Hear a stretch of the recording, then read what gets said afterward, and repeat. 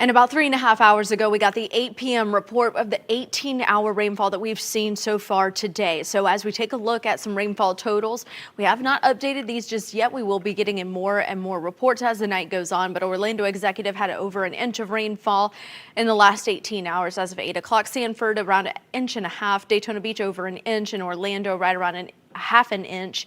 Melbourne just under that. So when we talk about what we can expect as we head into the overnight hours, hurricane force wind gusts as well as tropical storm force wind gusts are definitely very high there on the list, along with beach erosion, which we've been seeing since this past weekend.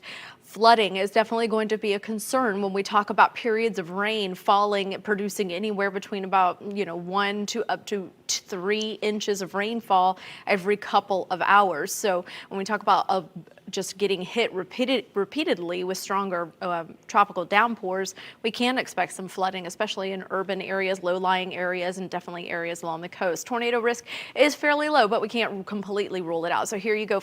Flagler, Volusia, and Brevard County can expect winds anywhere between 50 and 80 miles per hour with rain anywhere between about 3 to 6 inches. So what we're talking about, isolated areas could see up to 7, possibly 8 inches of rainfall accumulation through tomorrow night. So when we talk about the tornado risk, though, a few are possible. We can't completely rule it out, but storm surge 3 to 5 feet and beach erosion definitely a major concern there along the coast.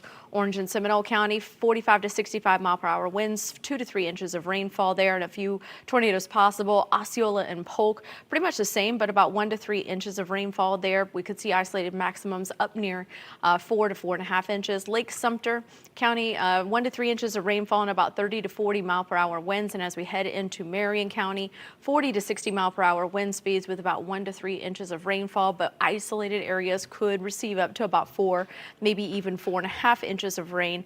And again, that will definitely lead to more flooding. We'll continue to bring you all these new developments as Hurricane Nicole makes landfall overnight. Coming up in just a few minutes, Matt and Lisa, back to you.